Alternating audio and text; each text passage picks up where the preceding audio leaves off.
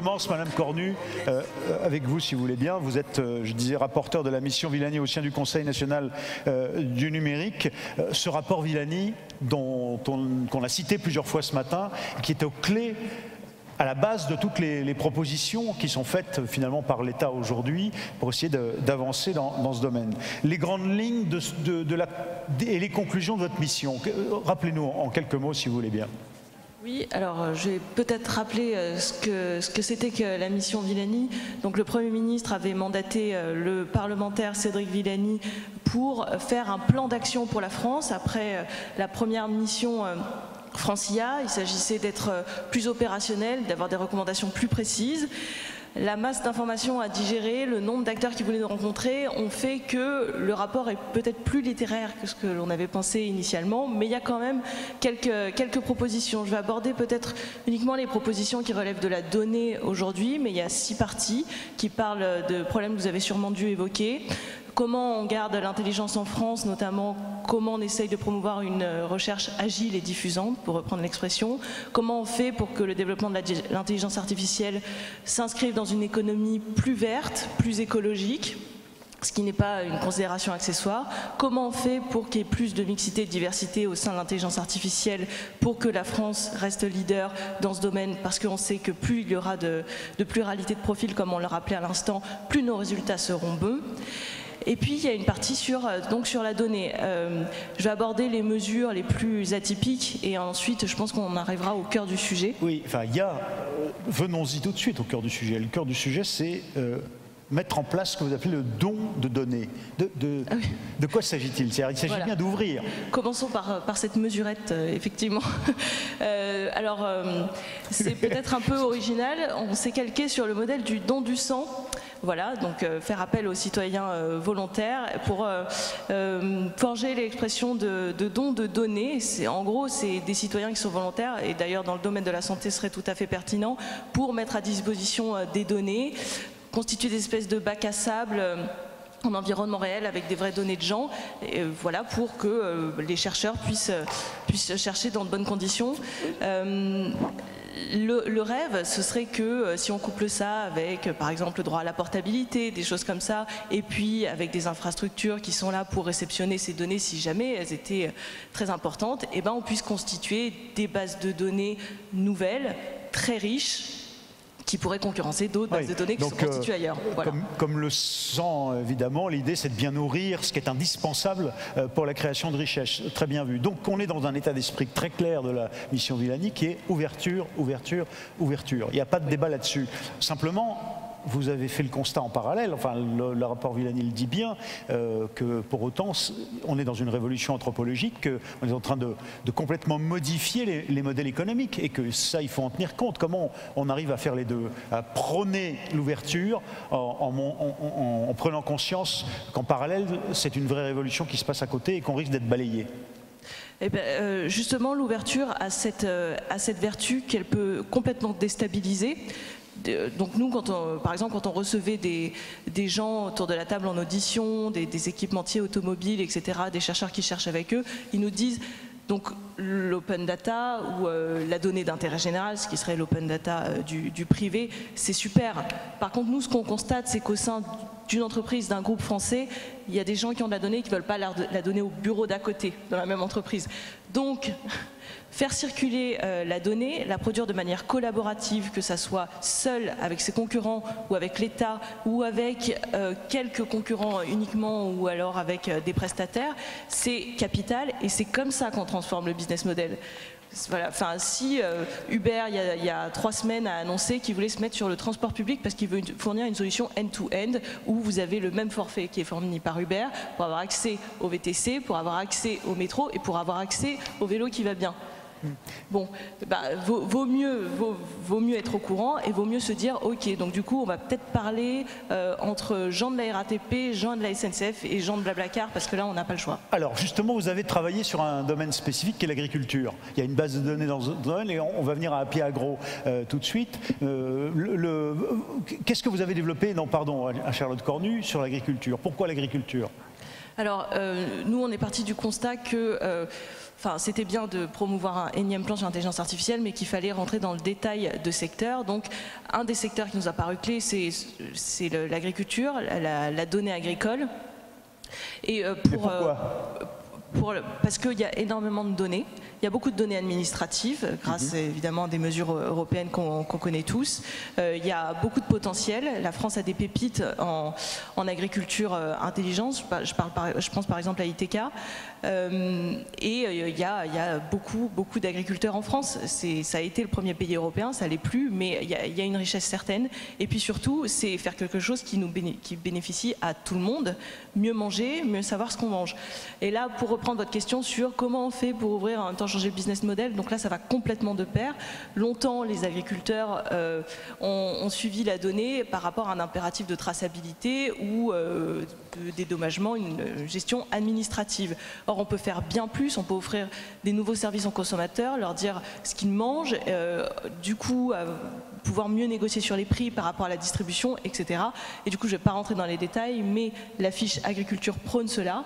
Elle prône plus d'ouverture des données des instituts techniques agricoles, je pense qu'on en parlera tout à l'heure, plus de circulation entre les quelques équipementiers qui nous restent, même si on n'en a plus beaucoup en France, la donnée comptable des agriculteurs, essayer que les gens se parlent, que le ministère mette à leur disposition la plateforme de stockage des infrastructures de calcul pour initier, que l'État soit exemplaire pour que la base de données des vaches, certaines données comptables qu'il a, soient ouvertes et accessibles à un petit nombre d'acteurs. On n'a pas dit qu'il fallait le donner à tout le monde, sinon Google va devenir le géant de l'agriculture française. Oui, on dit qu'il faut le mettre sur une plateforme pour que dans le cadre d'une politique de challenge, quelques entreprises françaises puissent s'en servir et que ça bénéficie à un écosystème. On voit bien là qu'il y a quand même deux pieds dans la démarche Villani, hein, c'est-à-dire qu'il y a l'idée on ouvre, avec quand même la conscience qu'il faut très vite d'emblée se tourner vers des outils, vers des démarches qui permettent d'éviter que tout soit aspiré d'un coup et que, comme vous venez de le dire en 2 mots,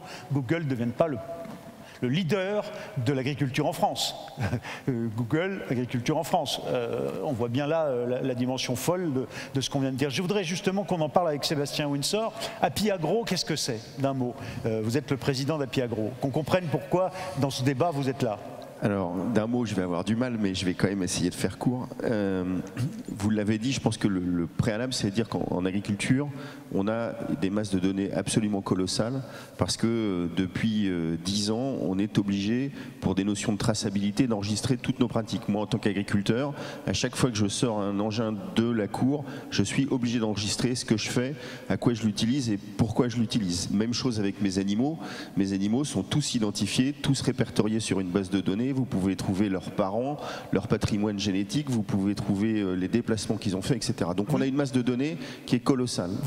C'est une formule de style, vous êtes agriculteur et où et vous produisez quoi? D'un mot aussi. Alors je suis agriculteur, polyculture de légumes du salsifis jusqu'au blé et producteur de porc. Où ça? En Normandie, sous un climat bien arrosé, okay. Producteur de lin aussi. Et Happy Agro, alors, c'est la start-up à côté de la ferme.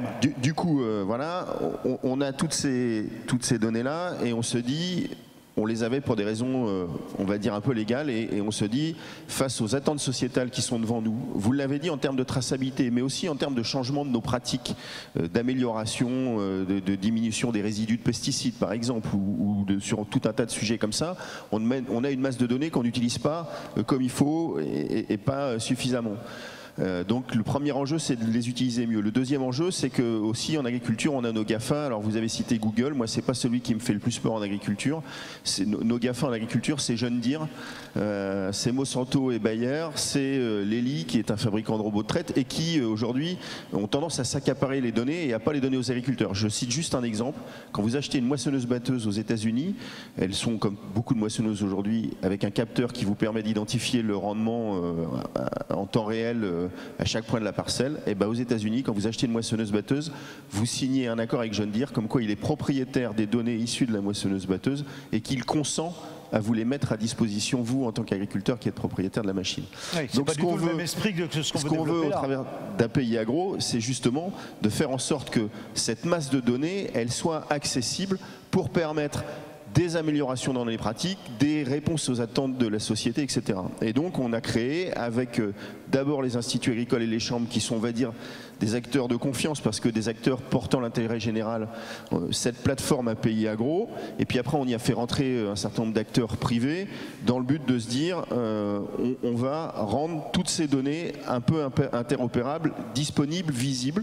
Donc premier point, c'est de les rendre visibles. Deuxième point, c'est de permettre que ces données élémentaires elles soient échangeables entre les acteurs. Et puis le troisième enjeu, c'est pour que les échanges aient lieu, c'est de réussir à donner une confiance entre les acteurs, et en les mettant tous autour de la table, porteurs d'une même structure pour échanger les données, mais aussi porteurs des règles d'échange entre eux, c'est quelque chose qui va être de nature à faciliter ces échanges entre eux. Ce qui est formidable, c'est que vous venez de nous décrire que dans le data, le numérique, la gestion de données, la tradition mutualiste collective qu'il y a en agriculture, vous l'appliquez aussi dans ce secteur, puisqu'au fond API Agro, c'est pas juste l'invention d'un petit génie qui travaille la terre mais qui en même temps sait travailler les données, c'est une invention collective, c'est une plateforme collective. Voilà, aujourd'hui c'est une plateforme collective avec un capital qui a été amené aussi bien par des instituts techniques, par des chambres d'agriculture, mais aussi par des acteurs privés comme Syngenta ou Bayer, par des gens qui sont propriétés de données d'élevage, par des coopératives, par des groupes comme le groupe Avril. Voilà,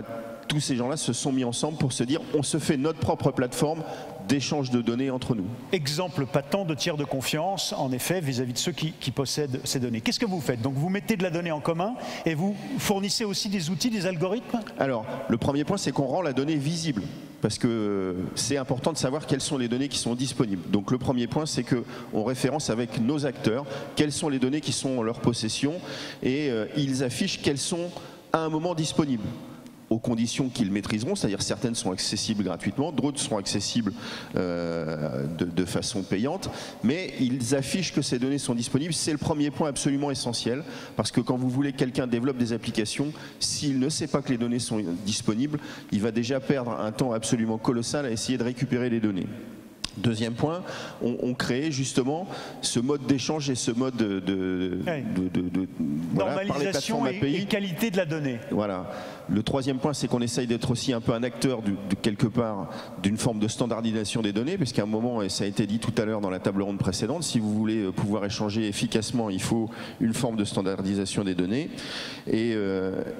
Et puis, on essaye d'accompagner au travers de ces techniques de plateforme API les différents acteurs, parce qu'en fait, dans le monde agricole, on a beaucoup de tout petits acteurs qui ne maîtrisent pas forcément ces technologies, donc on essaye aussi de les accompagner dans la maîtrise de ces technologies pour qu'ils puissent être plus efficaces dans la mise à disposition et l'échange de leurs données. Oui, alors ça c'est un des obstacles sûrement, c'est que dans votre profession, même si aujourd'hui elle est rajeunie, modernisée, il n'y a plus un agriculteur quasiment sans son smartphone évidemment qui gère toute une série de choses, et pas seulement la météo, pour autant, on a peur encore, du coût que ça peut représenter, de la perte de confidentialité sur certains points, ou c'est un lieu commun ce que je dis? Non, non, c'est pas du tout un lieu commun. Je pense que, je l'ai dit tout à l'heure, notre premier travail, c'est quelque part de donner un peu confiance, et de donner confiance, dans y la compris profession, au premier maillon de la chaîne, qui est l'agriculteur, qui est possesseur de ces données. Et à un moment, de lui expliquer que ces données, s'il les rend disponibles à un certain nombre d'acteurs, et là, il faudra qu'on gère à quels acteurs il les rend disponibles, mais que s'il les rend disponibles à un certain nombre d'acteurs, ça lui amènera un plus dans son travail au quotidien, ça lui amènera un plus parce qu'aujourd'hui, le premier problème auquel est confronté l'agriculteur, c'est déjà la multiple saisie de ces données. Moi, mes dessins de parcelles sur de la cartographie, je dois les faire entre 4 et 5 fois par an sur des logiciels différents. Donc déjà, le premier point, c'est d'arriver à ne les faire qu'une fois et à faire en sorte que les acteurs échangent ces données-là. Puis le deuxième point, c'est quand on met toutes ces données ensemble, d'arriver à en tirer la quintessence. Je vais juste essayer de citer un exemple. En termes de culture de blé, par exemple, on a un problème, c'est de lutter contre les maladies du blé, parce que quand ces maladies se développent à cause de pluviométrie importante, et en Normandie, ça arrive de temps en temps, on peut avoir des blés qui se développent des toxines et qui sont impropres à la consommation. Mais dans le même temps, on a une demande de réduire les utilisations de pesticides, et notamment des fongicides qu'on va utiliser pour lutter contre ces maladies. Pour faire ça, j'ai besoin d'une masse de données absolument colossal pour essayer d'optimiser ce que je fais. La première chose, c'est de savoir et d'avoir enregistré ce que j'ai déjà fait pour protéger mon blé, la variété que j'ai utilisée, sa sensibilité aux maladies. Ça, c'est des données qui peuvent être présentes dans les instituts techniques et dans mes propres pratiques. Le deuxième point, c'est d'avoir les données météo. Et là, on a mes données. Moi, j'ai J'ai des stations météo en IoT qui peuvent récupérer les données de façon maintenant très fiable. Le troisième point, c'est d'avoir des prévisions météo qui me permettent de prévoir et d'anticiper le développement de ces maladies. Le quatrième point, c'est d'avoir des données, par exemple, on a aujourd'hui des organismes à vocation sanitaire qui vont analyser sur le terrain le développement de ces maladies, de récupérer leurs données pour caler des modèles. Le dernier point, c'est d'utiliser par exemple des photos satellites pour mesurer l'évolution de la couleur de mon blé. Et en agglomérant toutes ces données, je vais être capable de gérer complètement différemment de ce que je faisais hier la protection de ma culture. Parce que la problématique du monde agricole, c'est que je ne fais pas 2 années de suite la même chose.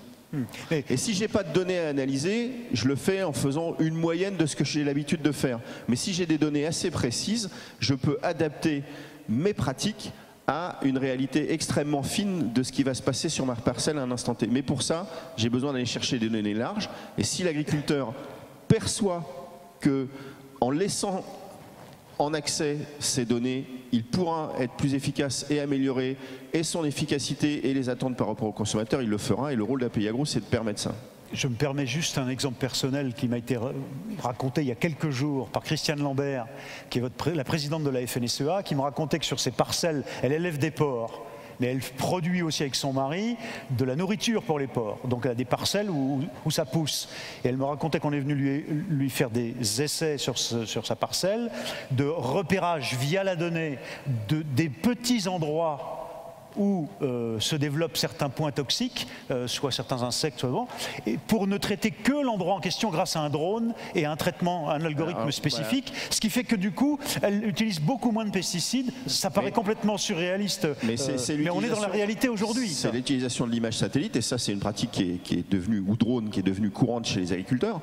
Mais c'est drone avec algorithme, hein, et puis gestion de la donnée. C'est drone avec algorithme d'interprétation, mais c'est interprétation en fonction de l'image du drone, mais aussi, je le disais, en fonction de la météo, en fonction de la nature du sol, en fonction de la pente, en fonction de l'éclairage. Enfin, c'est en prenant en compte un nombre de paramètres importants. Et le dernier point, c'est que en plus, si on veut progresser dans cet aspect-là, non seulement il faut que ces données soient accessibles, mais il faut en plus, pour générer les algorithmes, qu'on ait utilisé la masse de données depuis 10 ou 15 ans qu'on a. C'est ça. Parce que l'expérimentation dans le monde agricole, elle a une particularité, c'est qu'elle prend 1 an. Et on ne sait pas trop raccourcir les cycles d'expérimentation. Donc, utiliser la masse de données présente pour améliorer nos algorithmes, c'est aussi un enjeu essentiel d'avoir accès à ces données pour le faire. Alors, une dernière question quand même, parce que vous nous avez montré que c'est un intérêt collectif, là, c'est l'intérêt général de faire progresser ça.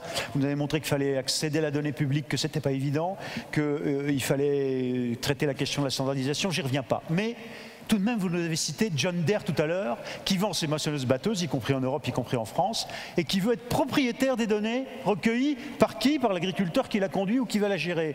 Comment on gère cette question, alors même que c'est vous qui fournissez des données en France, de la propriété intellectuelle de ce que vous mettez au point, API Agro et les agriculteurs de base qui l'utilisent? Alors, d'abord, vous avez fait un raccourci en disant oh, la donnée publique c'est réglé. Non, la donnée publique c'est pas réglé. D'accord, mais sur la propriété intellectuelle, ce qui s'applique à John Deere s'applique aussi de la même façon aux données publiques. On a un vrai enjeu, c'est d'avoir accès aux données, aussi bien quand elles sont chez John Deere que quand elles sont données publiques. Donc ça, c'est un vrai enjeu, et c'est pour ça qu'on essaye aussi que dans API Agro, quelque part, les données publiques soient mises à disposition. Et je pense que ça, c'est un des premiers freins auxquels on bute, parce que la majorité des données sont des données publiques ou semi-publiques, et on a besoin très vite d'avoir accès à ces données. Par rapport à des acteurs privés, je pense que le véritable enjeu, c'est ce qu'on disait tout à l'heure, c'est d'arriver à créer un standard et d'arriver à créer la plateforme d'échange, et que John Deere n'ait pas le choix, ou n'ait pas d'autre choix que de se connecter à notre plateforme s'il veut pouvoir, parce que lui aussi il a besoin d'aller chercher des données à l'extérieur. Donc à un moment, c'est de dire, y compris John Deere, s'il doit aller chercher des données, il faut qu'il s'appuie sur notre plateforme, et c'est là qu'on a un vrai enjeu en France, parce que je pense que d'un point de vue technique, on a une belle longueur d'avance sur un paquet de pays dans le monde. Je pense qu'au niveau technique, par rapport à ce qui se fait aux États-Unis, la technicité des agriculteurs et la technicité de la recherche agricole en France est largement en avance. Et donc il faut qu'on crée ce standard, il faut qu'on crée cette plateforme pour que demain, y compris des acteurs comme John Deere, ils trouvent leur intérêt, je ne vais pas dire soient obligés, mais ils trouvent leur intérêt de s'y connecter, et du coup soient aussi un apporteur de données derrière. Et je pense la que clé, c'est le donnant-donnant, le gagnant-gagnant plutôt que l'obligation. On a compris aussi dans et c'était aussi pour ça que c'était important qu'à la création d'API Agro, tous les acteurs soient dedans d'un seul coup. Noté. Anne-Charlotte Cornu, un commentaire sur ce sujet. Si je peux me permettre, aux États-Unis, le Farm Bureau a décidé d'aider chaque agriculteur pour, à chaque fois qu'il conclut un contrat avec John Deere, les aider à négocier, enlever les clauses que vous venez de citer. Donc l'État se mouille, dit clairement de quel côté il est, et je pense que c'est des choses dont on pourrait s'inspirer, essayer à ce que tous les contrats passés par entre les agriculteurs et les équipementiers soient respectueux, faire passer les lois, les textes qu'il faut au niveau européen pour qu'il n'y ait pas de propriété sur les données non personnelles.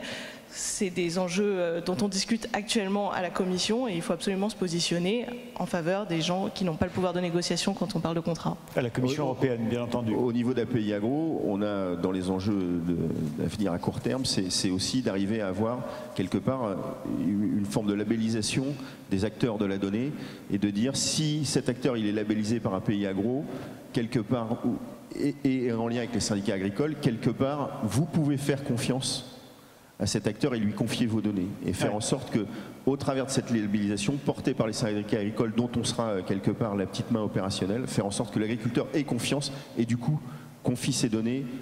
Tiers de confiance via la profession, on le voit bien. Alors, on élargit, parce qu'on ne fait pas tout le débat sur l'agriculture, mais si c'est passionnant, c'est un peu de ma faute aussi, je le reconnais. Alors, question SMS tout de même sur ce sujet. Je voudrais que... voilà. Alors, le modèle, une question qui nous est arrivée donc, par vos SMS, le modèle de la plateforme API Agro peut-il marcher pour des secteurs qui n'ont pas l'obligation de tout tracer pour le régulateur comme l'agriculteur? C'était pas fondamental. Alors, en assurance, peut-être, Antoine Denoy, que vous êtes obligé depuis longtemps de tracer, donc vous n'êtes peut-être pas concerné, mais dans l'énergie, qu'est-ce que vous en pensez, vous, si vous voulez bien, Frédéric Sebag, à cette question, puisque là, il y a les obligations de traçage, en quelque sorte. Sans ou avec obligation, un modèle de plateforme par filière ou par communauté avec un niveau de sécurité va émerger, si ça n'est pas encore le cas, contre les modèles totalement ouverts et à qui on n'a pas besoin, pour lesquels on n'a pas besoin d'acheter une machine moissonneuse-batteuse pour donner nos données. On donne nos données gratuitement à Google, à Facebook, à Amazon, qui ici n'a pas un abonnement pour son entreprise AWS avec des clauses contractuelles qui ne sont pas françaises. Mais donc, qu'est-ce que vous voulez nous dire? Que ce modèle-là est voué à l'échec? Non, au contraire, on n'a pas besoin de contraintes pour aller maintenant de façon très dynamique, et c'est le sens du rapport Villani, vers des modèles de plateforme pour lesquels on va être soit opérateur ou contributeur, soit adhérent. Mais en tout cas, on sera tous. Mais qu'est-ce qui va déterminer qu'on va y aller alors qu'on n'est pas obligé et que par ailleurs on est le plus puissant? Notre société, parce que comme ça a été dit, cette révolution digitale est une révolution sociétale. La société s'organise au travers de plateformes d'information, de données et d'information, et nous sommes tous à la fois contributeurs et consommateurs de ces plateformes. Est-ce que ce n'est pas une vision un peu idyllique? Je veux dire, Antoine Denoy, sur cette question, question SMS, est-ce que le modèle API Agro, on y va tous ensemble,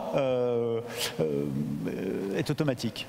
Alors, déjà, je suis très impressionné par la maturité des discussions sur l'agriculture. Je pense qu'en termes d'assurance, même si on a la réputation bien méritée de savoir utiliser les datas, en termes d'ouverture, on n'est pas du tout sur cette même maturité. Après, je pense que la réponse, la question du SMS, elle m'amène à une réflexion. C'est bien sûr que conceptuellement, l'idée d'ouvrir est intéressante. Et je pense que si on devait mettre des paris, moi je parierais que dans l'assurance, demain, et d'ailleurs il y a des réflexions en cours, on partagera en tant qu'assureur beaucoup d'autres choses. Et même dans l'estimation des risques de chacun d'entre nous, en auto, en habitation, on aura cœur, en tant qu'assureur, de se tourner vers des acteurs qui nous amèneront des données intéressantes pour l'estimation du risque. Après, la vraie question au-delà du concept, c'est qu'il y a une vraie utilité. C'est ouvrir pourquoi. Et d'une certaine façon, cette question, elle m'amène à faire un peu le retour d'expérience des quelques années qu'on a sur le sujet de la big data chez AXA. C'est la data simplement pour faire mieux, pour optimiser les process existants, pour mieux distribuer, pour mieux recruter, pour mieux acheter, pour finalement faire ce qu'on fait habituellement. C'est très bien, c'est nécessaire, c'est une vraie hygiène opérationnelle, mais ça ne change pas la donne. Et la vraie question pour changer la donne avec la data, c'est de se poser la question du faire autrement et du métier.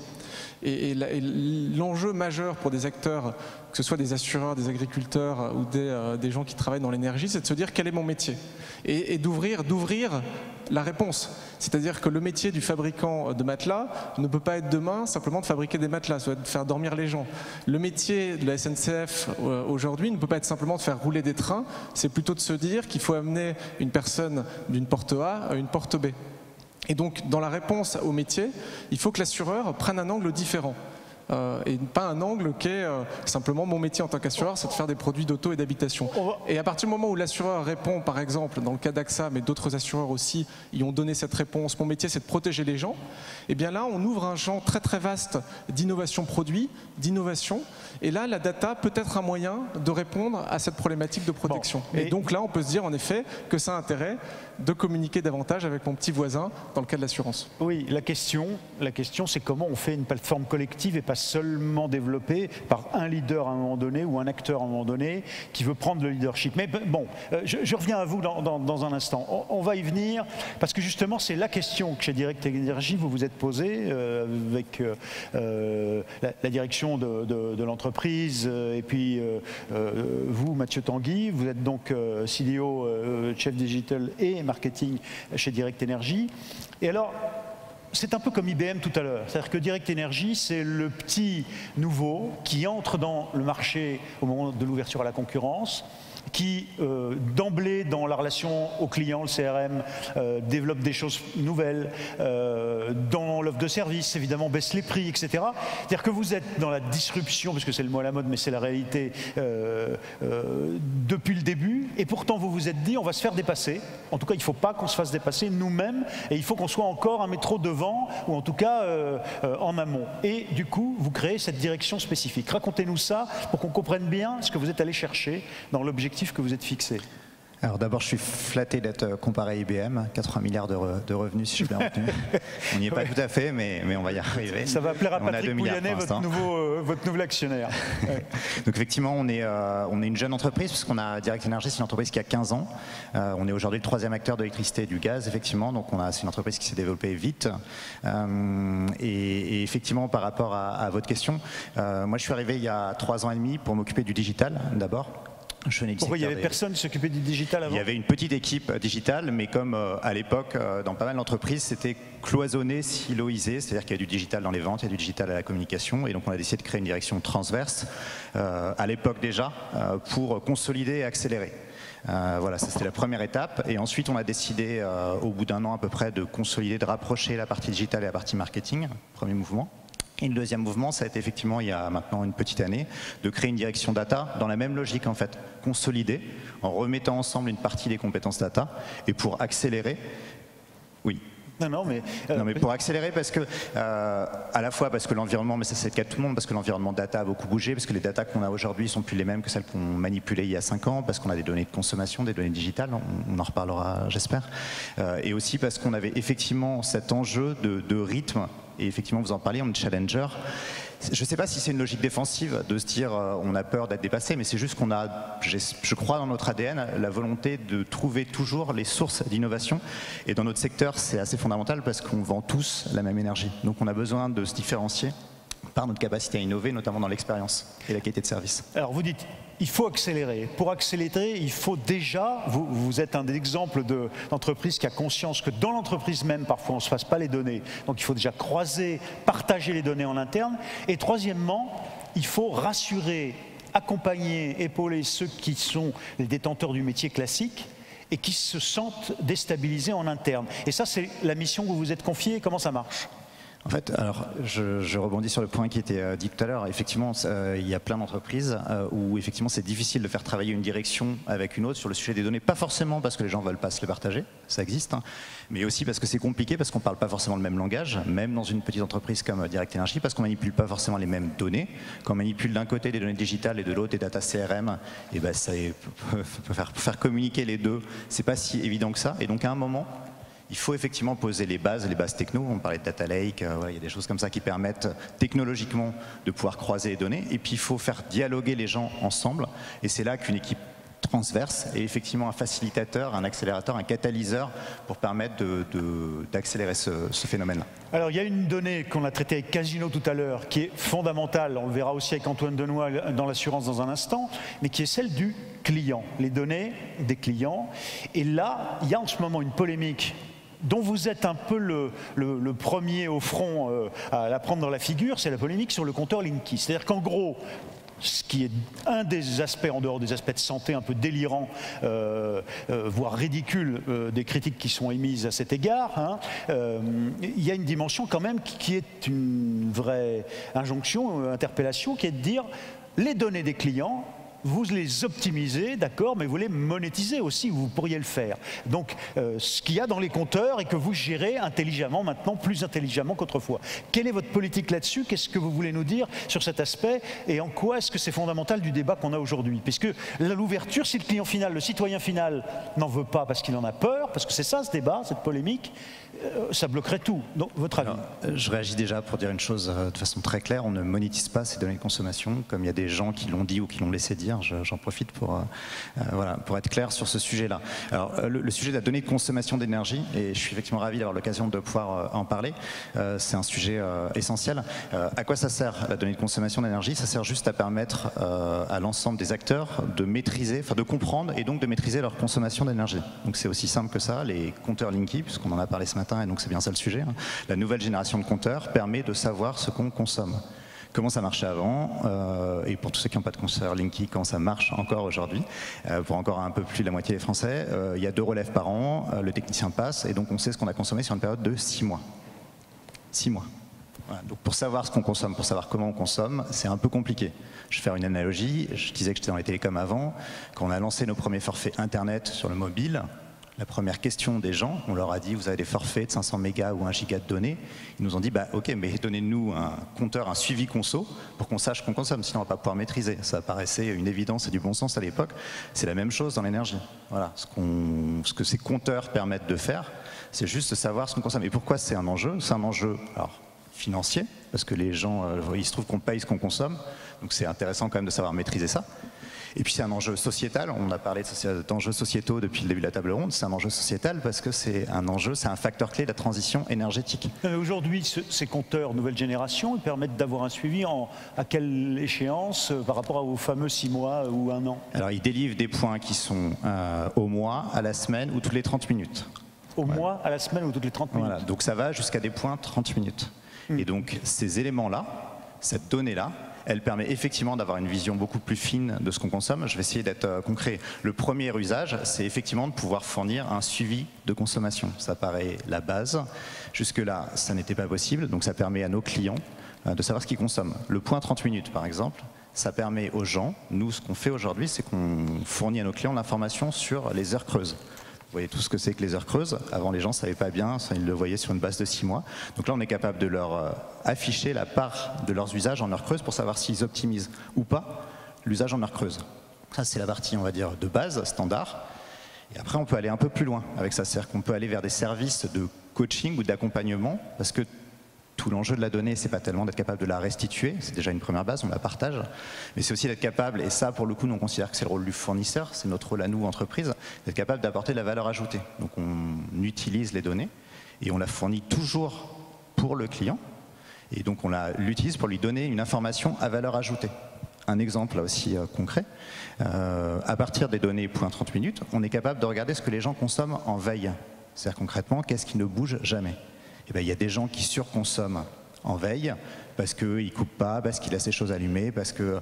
Et avant, on était capable de pousser des conseils génériques en disant « coupez vos appareils en veille ». Mais ça, vous l'avez tous entendu, vous ne l'avez pas forcément fait.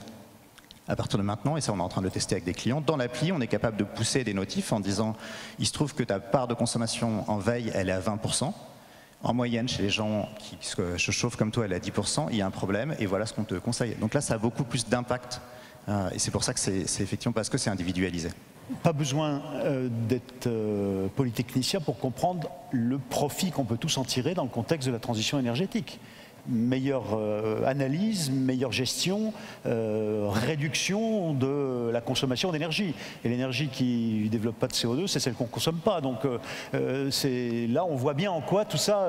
Mais alors, en même temps, si on n'a pas eu la capacité collective de faire comprendre tous ces enjeux à ceux qui ont peur aujourd'hui dans nos concitoyens et qui disent « mais non, mais j'ai Big Brother chez moi ». Là, il y a un problème à Charlotte Cornu aussi de prise de conscience collective, de pédagogie du citoyen de base sur la nécessité d'ouvrir les données, non ? votre sentiment à tous les deux, vous pour la mission Villani et vous qui êtes directement concernés? Alors, bien sûr qu'il y a un enjeu pédagogique fort et c'est pour ça que moi c'est pour ça que je suis à cette table ronde, c'est pour ça que on essaye, nous, effectivement, vous l'avez dit, on associe à Linky, mais on se mouille sur le sujet parce qu'on croit que c'est un enjeu de transformation du secteur et un enjeu de transition fondamentale.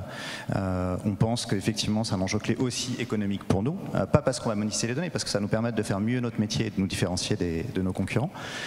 Et après, effectivement, il y a un enjeu pour le coup des acteurs publics pour accompagner ce changement, pour expliquer, pour être capable de discerner, de distinguer aussi les données, parce que nous il se trouve qu'on a été mis en demeure par la CNIL parce que sur le consentement, donc ça, je pense qu'il y a plein de gens ici qui ont vu passer ça. Donc voilà, on pensait recueillir les données le consentement des clients de la bonne façon. Ils considèrent que non, donc on va se mettre évidemment en conformité. Mais c'est arrivé une semaine après le scandale Facebook Cambridge. Et on a vu un amalgame qui a été fait entre ce qui a été fait avec les données Facebook et les nôtres. Je pense juste qu'il faut être capable de distinguer. On parle des données de consommation d'énergie dont la finalité n'est pas les mêmes que les données de Facebook dont la monétisation, dont la finalité est la monétisation. Donc je pense que c'est hyper important de remettre, et donc là je parle des acteurs publics, je pense aussi aux médias. Il y a une capacité à distinguer et à ne pas mettre toutes les données dans le même sac, parce que c'est quand même, on parle de choses qui sont quand même assez radicalement différentes. C'est difficile de faire la séparation. Anne-Charlotte Cornu, sur ce point.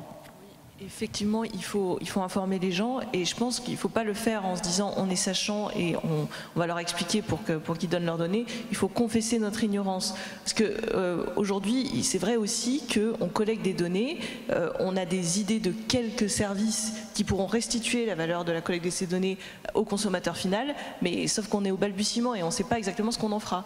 Et donc ça, il faut le dire aussi, qu'on collecte peut-être de manière plus massive que ce dont on a besoin, parce que c'est le nouveau paradigme, qu'ensuite, quand on aura la donnée, on verra émerger des nouvelles choses, et là, on restituera la valeur. Donc quand il y a déjà des économies possibles, il faut les mettre en lumière, il faut toujours dire ce pourquoi on collecte quand on sait déjà, et aussi expliquer voilà, la nouvelle ère dans laquelle on se trouve et où il faut de la donnée pour pouvoir produire un service, alors qu'avant c'était un tout petit peu le contraire, on y allait avec un but en tête et on pouvait tout expliquer. Alors je reviens à la façon de faire dans l'entreprise et aux enjeux directs opérationnels, je dirais. Antoine Denoy, vous nous avez très bien souligné, et vous le faites aussi d'ailleurs dans un livre que vous venez de publier chez Duno qui s'appelle Big Data, Smart Data, Stupid Data, comment vraiment valoriser les données, livre chez Duno dans lequel vous donnez les clés. Et vous nous avez très bien souligné tout à l'heure dans votre première intervention qu'aujourd'hui la vraie question qui était posée à tous, c'était non pas comment modifier le métier, mais c'était comment inventer, et c'était ça qu'il fallait aller voir. Pour vous, c'est fondamental, comment inventer un nouveau métier ou de nouveaux services. Si on ne se pose pas cette question, on passe à côté du sujet. On passe à côté du sujet. Alors je ne dis pas qu'il ne faut pas optimiser l'existant avec la data, parce que la data, comme je le disais, c'est une vraie hygiène opérationnelle. Ça permet de faire des choses dans chacun des process, des modes de fonctionnement d'une entreprise un peu plus efficaces. Après, je dis simplement qu'à partir du moment où des entreprises cherchent à investir sur la data, et c'est des investissements humains, financiers importants, si elle ne pose pas la question de son métier, et si elle ne se pose pas la question de quelle utilité en plus pour mon client final, elle risque de passer à côté de la rentabilité de son investissement. Et donc moi, ce que je retire aussi des différentes interventions, c'est quelque chose d'assez fort, et que nous, on a découvert en tant qu'assureur, c'est que, je pense que vous en avez tous fait l'expérience, souscrire un contrat d'assurance auto, c'est remplir un formulaire. Et d'une certaine manière, il y a une vraie asymétrie entre le client et l'assureur. Vous, client, vous remplissez un formulaire, en échange, on vous donne une estimation du risque et on fixe une prime d'assurance. Un des enjeux pour nous, c'est de rentrer dans une conversation avec le client où il faut finalement, pour nous, assureurs, faire la démonstration de l'utilité en retour qu'on donnera au client pour chaque donnée qu'on va collecter. Et donc d'une certaine façon, demain, on s'apprête, on se rend en état de pouvoir répondre à un client qui nous dit « Ok, je souscris chez toi une assurance auto, pourquoi tu as besoin de mon adresse postale ?» Et donc l'enjeu pour nous, c'est d'être arrivé à le convaincre de nous transmettre cette information, et donc le convaincre de l'utilité en retour qu'on va lui apporter, et donc du service qu'on lui apporterait en retour. Et ça, cette idée de la conversation est clé, et je rejoins sur Cambridge Analytica, parce que je vais être peut-être un peu provoque, mais je vais vous dire ce que je pense. Je pense qu'il y a une petite hypocrisie quand même collective dans la population française qui s'étonne de ce que fait Facebook ou de ce que font Facebook, les GAFA avec les données. Je pense que le deal est assez clair. Tu me donnes tes données, toi utilisateur de Facebook, et en échange, je te fais accéder à des services gratuitement. Et donc le deal avec les GAFA, en tant que citoyen, je pense qu'il est assez clair. On fait le deuil de la privacy des données qu'on transmet à ces acteurs, et en échange, dans la gratuité de l'utilisation de moteurs de recherche Google, de l'utilisation des profils Facebook. Et donc, d'une certaine façon, quand on fait des études quali en disant aux clients, est-ce que vous avez peur de transmettre vos données personnelles, évidemment que les clients et les usagers, les citoyens vont répondre oui, et vont dire, attention, les données, on y est très sensible. En même temps, il faut toujours mesurer les données collectées et l'utilité en retour. Encore, une majorité des Français considèrent que par rapport à ce que Google et Facebook leur rendent en retour des données qu'ils leur transmettent, le deal tient encore. La preuve, c'est qu'il y a autant d'usagers Google et Facebook aujourd'hui en 2018 qu'il y en avait l'année dernière. Et donc tout l'enjeu pour des acteurs comme nous, c'est de trouver le deal qui va fonctionner avec nos clients. Quelles données je collecte sur toi pour te convaincre quelle utilité je te donne en retour, c'est vraiment l'enjeu du métier. Bon, alors donc optimiser en interne, ok, très bien, transformer de cette façon, en maintenant le lien de confiance, ok, mais en interne, ça passe par quelle priorité? Les deux priorités... Alors on a eu deux temps très différents chez AXA, on s'est beaucoup excité et beaucoup enthousiasmé pour les algorithmes, donc on a recruté des data scientists, on a fait beaucoup d'algorithmes, et on s'est fixé des ambitions folles comme de prédire le moment de vie du changement de véhicule de nos clients pour les conseiller au bon moment. Et finalement, on est passé, finalement, on a fait le deuil de cette première période. Et en fait, on s'est reconcentré dans une seconde période sur la donnée plus régalienne. Et ça, le régulateur nous y a poussé, notamment avec GDPR. Et donc, un des grands enjeux d'AXA, c'est peut-être un peu moins sexy et glamour que l'algorithmie, mais c'est de mettre en ordre ces données clients en interne. Et ça passe par des choses hyper concrètes. C'est faire en sorte, par exemple, de proscrire les données qu'on appelle orphelines. Je vous donne un exemple, mais une adresse email chez AXA France, quand vous demandez qui en est responsable, pendant de nombreuses années, personne n'en était vraiment responsable. Ça servait à tout le monde, ça servait à celui qui concevait les produits en épargne, ça servait à l'agent général d'assurance pour converser avec son client, mais personne n'en était vraiment responsable. Et donc nous, on a mis en place une mesure assez simple, très saine, qui est de responsabiliser pour chaque donnée, un individu. Et donc j'ai la chance, moi au quotidien, quand je me balade dans les couloirs chez AXA, de croiser un monsieur Sirette, un monsieur adresse postale, un monsieur nom-prénom. Et c'est assez rassurant finalement parce qu'on incarne ces données qui étaient jusque-là orphelines.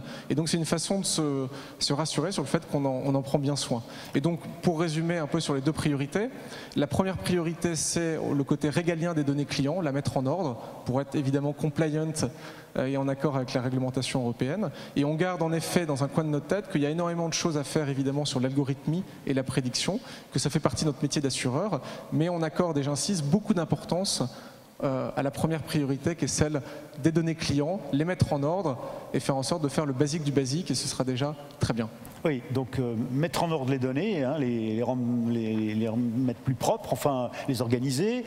Pour cela, nommer des responsables par métier au sein même de la gestion de données. Et puis ça veut dire aussi engager un dialogue avec le client. On va y revenir avec vous dans un instant, plutôt que de faire comme les actuaires le faisaient très bien, de la prédiction à partir d'algorithmes.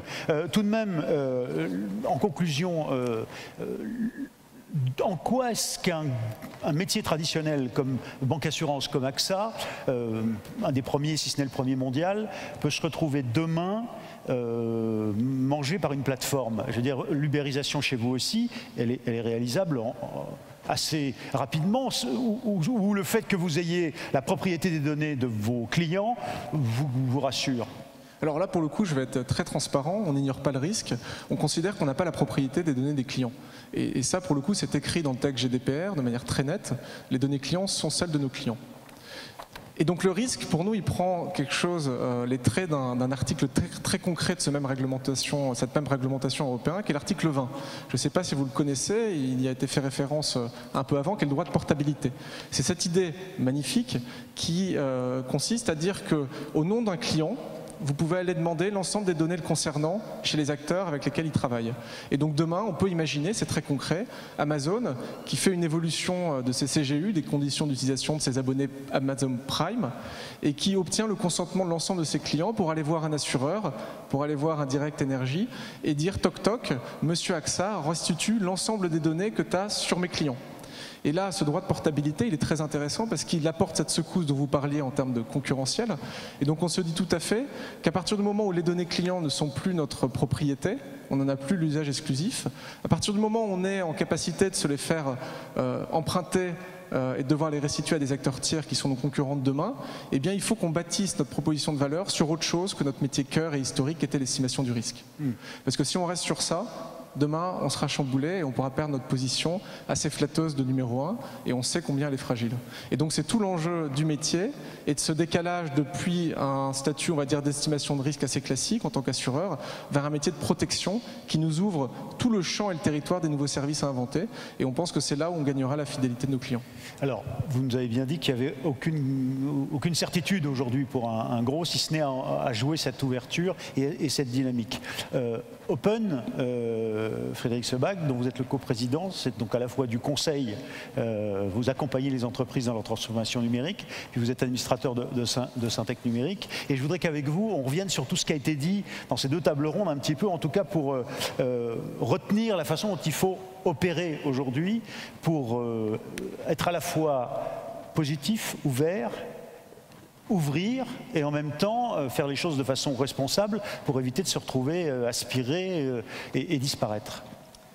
Oui, alors donc c'est ambitieux, avec en plus les talents qui se sont exprimés. Faire la synthèse de la chose, ça va être un peu difficile. Mais en tout cas, tout ce qu'on a compris ici, et notamment au travers ou autour de la data, c'est que des entreprises, et on va parler de ça, hein, qui ne seraient pas en mouvement, sont en danger. Le monde a changé. Premier aspect, fondamental. Le monde a changé complètement. On en est, comme vous l'avez dit, qu'aux prémices de ce changement, même s'ils sont extrêmement visibles. Donc c'est tout l'intérêt en plus de ça. Pourquoi c'est visible? Parce que le digital, finalement, c'est un monde dans lequel tout ce qu'on fait, pour tout ce qu'on fait, une trace est conservée, accessible, visible. C'est un avantage énorme. C'est à la fois un enjeu très nouveau. On vivait dans des mondes beaucoup moins éclairé, un peu plus obscur, où l'information était dans un placard ou dans une famille ou dans une maison, mais elle n'était pas disponible. Aujourd'hui, elle l'est. Donc on vit dans un monde qui est éclairé d'une transparence quasi absolue extrêmement nouvelle. Dès que c'est sur la toile. Donc premièrement, il faut être en mouvement. Être en mouvement, ça veut dire qu'aucun des dirigeants, des décideurs, des acteurs d'une entreprise peut se dire finalement, la culture, on va l'appeler digitale pour résumer l'ensemble, cette culture digitale n'est pas la mienne, n'est pas pour moi. Si on fait l'impasse sur la compréhension, donc un peu de culture sur le sujet, on ne pourra rien faire. Et les dirigeants français, en particulier, qui ont longtemps fait l'impasse d'Internet ou de la messagerie jusqu'à l'an 2000, étaient dans une situation où effectivement cette culture n'était pas noble. Donc la culture de ce monde-là, on ne peut pas en faire l'impasse, il faut y aller. Du coup, quand je fais ça, je suis déjà dans un premier mouvement. Ensuite, le sujet, c'est plus le quoi, parce que des quoi, il y en a plein et on ne les saura pas tous, et on l'a dit aussi, on en est qu'au début. C'est le sujet, c'est alors comment je m'y prends, comment faire que ce mouvement, de ce mouvement sorte quelque chose pour mon entreprise. Alors qu'est-ce que vous préconisez, vous, dans le comment faire aujourd'hui pour cette transformation digitale? Comme il a été répondu par des grands groupes sur les startups ou sur l'innovation, on s'y prend de toutes les manières qu'on veut.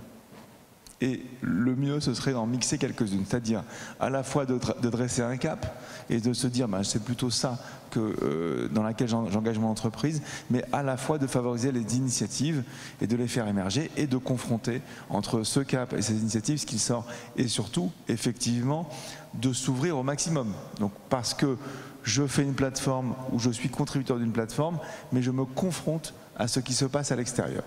Si grâce à ma culture, je me mets en mouvement et que je me confronte à l'extérieur, je ne suis pas en danger de mort. Même si la transformation de mon business model est absolue, je ne suis pas en danger de mort, je suis en mouvement, je vais pouvoir réagir.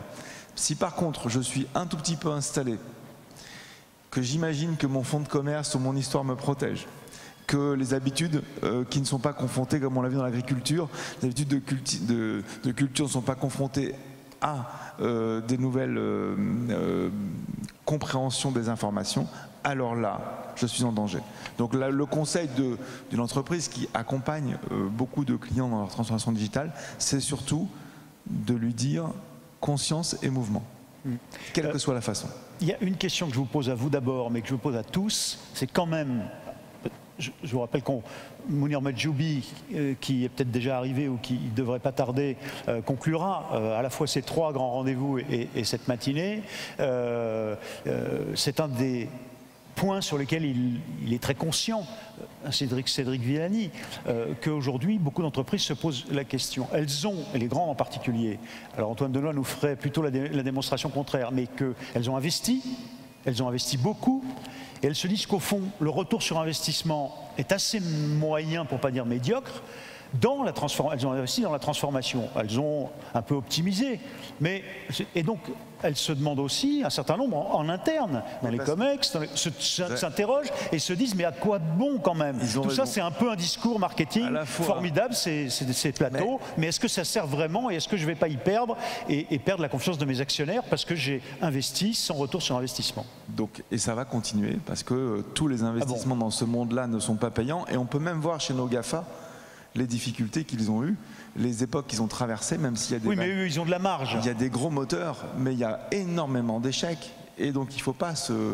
Il y a des très gros moteurs parce qu'ils ont eu de l'avance, mais c'est l'effet balançoire. C'est-à-dire qu'il faut un très gros effort au départ, qui n'est pas toujours facile, qui n'est pas toujours payant, pour lequel on ne connaît pas la différence du balançoire, la direction. Le temps moyen pour rassurer le client qui vient vous voir et qui vous dit mais... Il y a des entreprises qui ont trouvé un sillon à creuser en 3 ans, en 2 ans, en 1 an.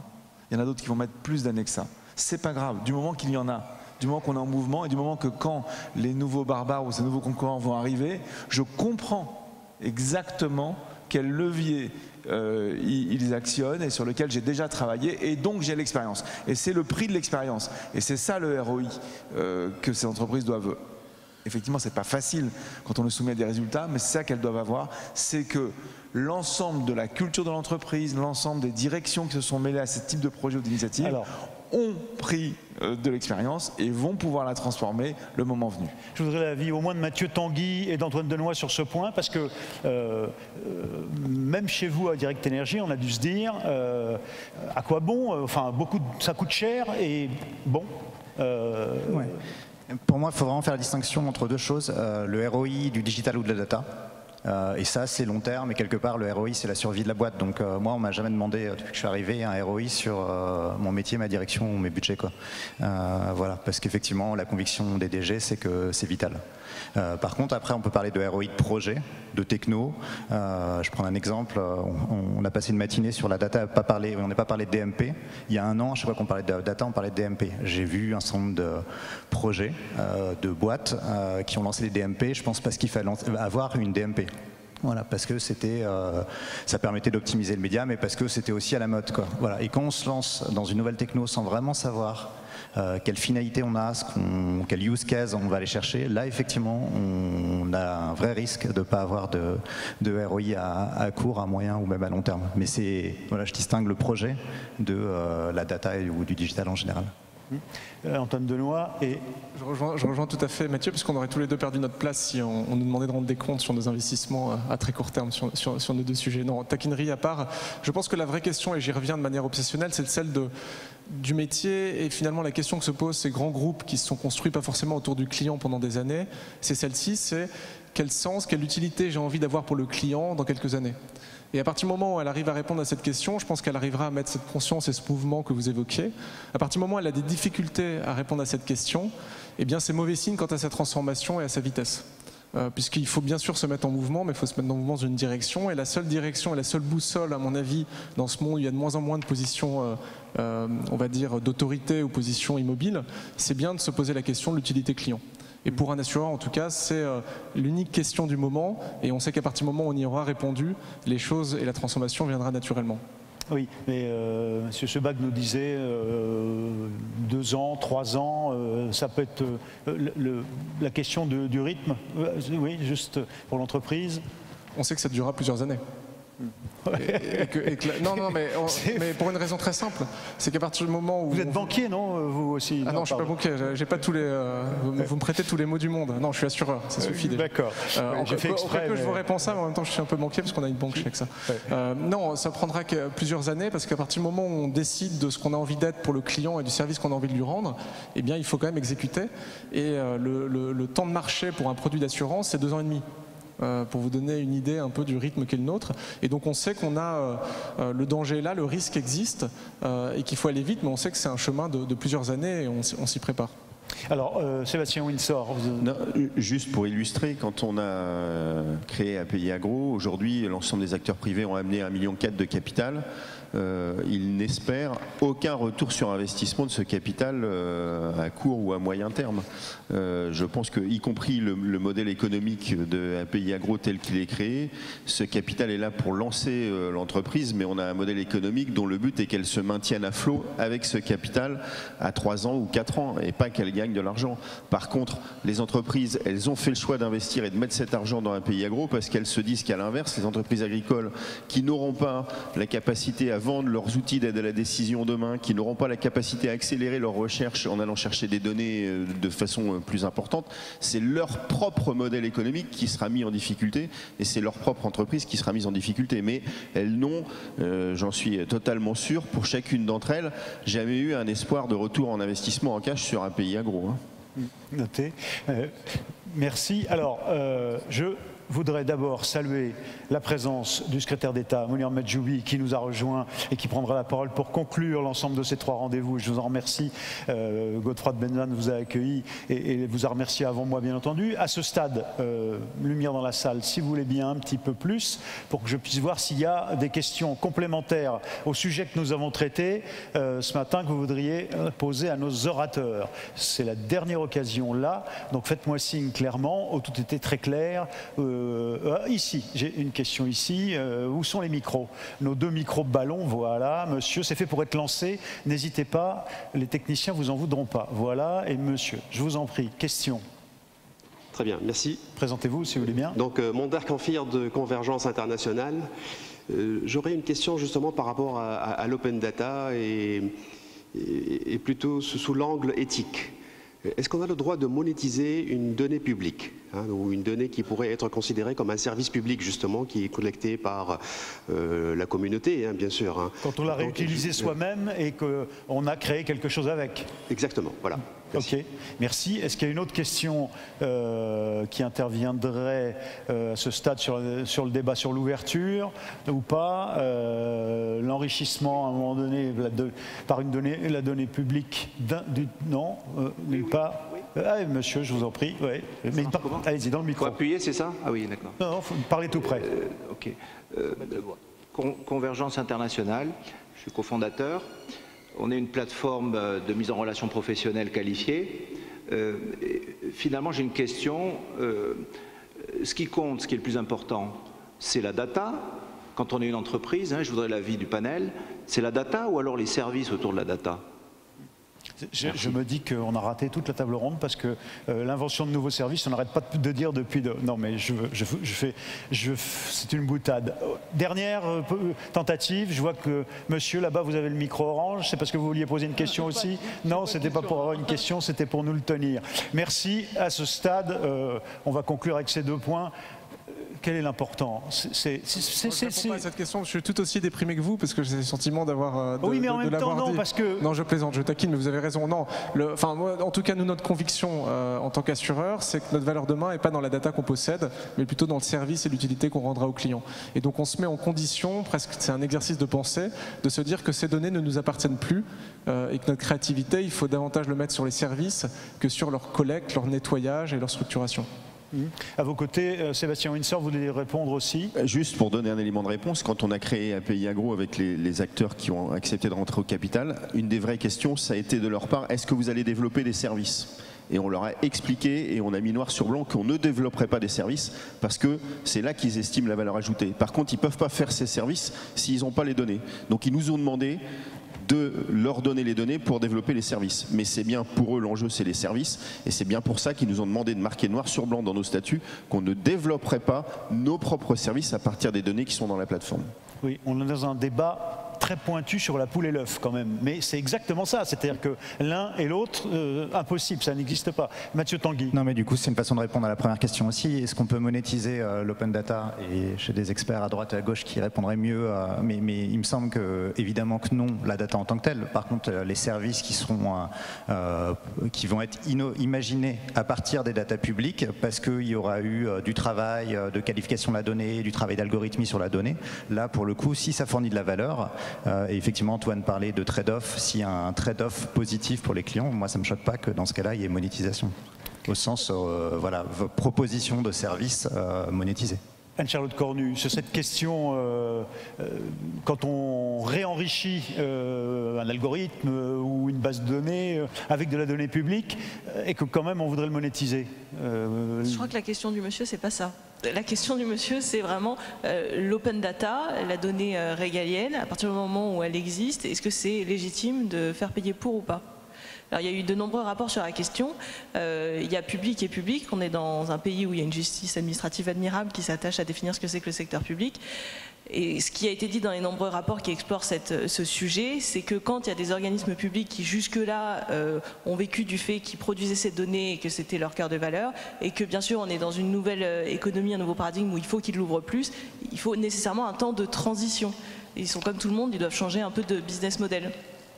Après, effectivement, une donnée qui est publique, qui nous concerne tous et qui peut irriguer l'économie, il faut qu'elle diffuse au plus grand nombre. Mais après, il y a aussi un impératif qu'on a évoqué dans cette table ronde, c'est comment on fait pour que ça serve avant tout les entreprises françaises. Au sein d'un pays européen, on n'a pas encore craqué le sujet pour que la donnée publique française, elle serve qu'aux acteurs français ou européens. Mais c'est un vrai sujet et du coup, la question du prix peut aussi intervenir dans cette considération de donner accès à qui il faut à la donnée. Merci messieurs pour vos deux questions que j'ai un peu caricaturées mais qui n'étaient pas du tout anodines mais qui nous auraient amené à redémarrer complètement. Un mot de conclusion, Frédéric Sebag sur, je vais laisser la conclusion aux orateurs qui viennent d'arriver. Je veux absolument, parce que moi aussi je suis la génération d'après, redire quand on regarde les choses en face, c'est une économie et une génération d'usage. Donc la donnée est l'essence de ce moteur qui est l'usage. Alors bien sûr que suivant le prisme qu'on peut adopter, la donnée est elle-même la source de la richesse. Mais la richesse, ou en tout cas ce qu'on va créer, c'est l'usage. C'est l'usage, c'est les services. Et donc c'est une économie d'usage dans laquelle il faut que toutes nos entreprises réfléchissent. Il ne s'agit pas de toujours tout changer. Une transformation digitale est aboutie quand j'ai transformé mon business model. Et aujourd'hui, c'est des business models d'usage.